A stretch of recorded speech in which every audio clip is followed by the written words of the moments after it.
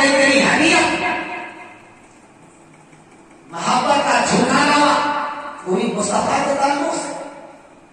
اگر تیرے دل میں ذرہ برابر میں محبت ہوتی، نبی کا احترام ہوتا، تو سرکار نے جس کو رحمت کہا تم اس کو زحمت بنا دو. آج ہم نے تقیہ کر لیا ہے اسباب دنیا پر، مستقبل الاسباب پر ہمارا اعتقاد نہیں. ہم نے یہ سمجھ رکھا ہے کہ بیٹی والے اگر خیرات لیں گے تب ہماری بات گاڑی سے وہاں تک پہنچ پائے گی، تب ہم باراتیوں کے کھانے کا انتظام کر پائیں گے، ہمارے گھر کی چھت ہو پائے گی. اگر بیٹی والے میں خیرات نہیں دی تو شاید ہمارا مکان ادھورا رہ جائے، ہم گاڑی کے کرایے کا انتظام نہیں کر پائیں گے، ہم باراتیوں کو اچھا کھانا نہیں کھلا پائیں گے. خیرات لے کر کے اور کھانے کا انتظام کرتے ہو تم کو ثواب ہوگا؟ ہرگز نہیں ہوگا. خیرات کے پیسے سے کھانے کا انتظام کر رہے ہو اور یہ سمجھ رہے ہو کہ ہم نے میعاد کر کے مولانا کو بلا لیا، وہی خیرات کا پیسہ نذرانے میں دے رہے ہو، ثواب کیا ہوگا؟ اسی خیرات کے پیسے سے ڈیکوریشن لگا رہے ہو، ثواب کیا ہوگا؟ اسی خیرات کے پیسے سے مائک لا رہے ہو، کیا ثواب ہوگا؟ کسی کا دل دکھا کر کے، کسی کا مکان بکوا کر کے، کسی کی دکان بچا کر کے، کھیت اور کھلیان کو گریا کر کے اور یہ کام کرنے جا رہے ہو، اسلام اس کے اجازت دیتا ہے؟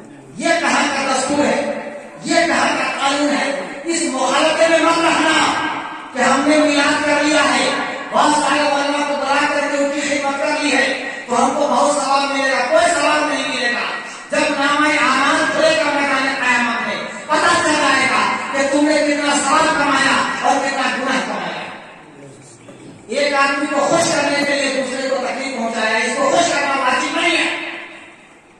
اگر علماء کو تم خوش نہیں کر پاؤ گے تو کوئی گناہ نہیں ہوگا.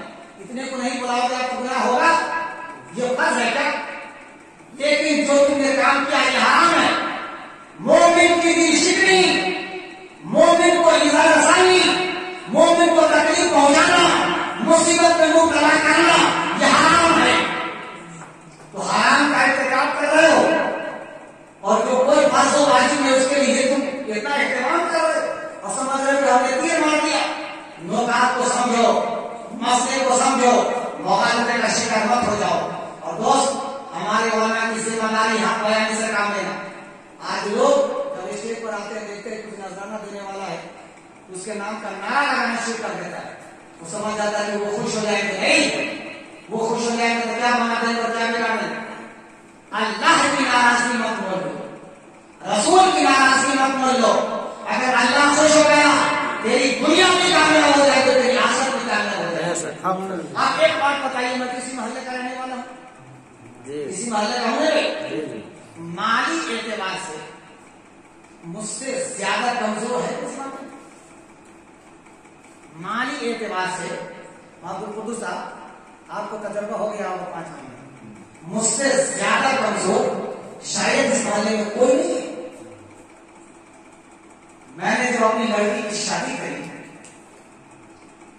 تو میں یہ سوچ رہا تھا کہ اتنے اخراجات ہیں، 5-7 لاکھ روپے رکھتے ہیں، کہاں سے انتظام کریں؟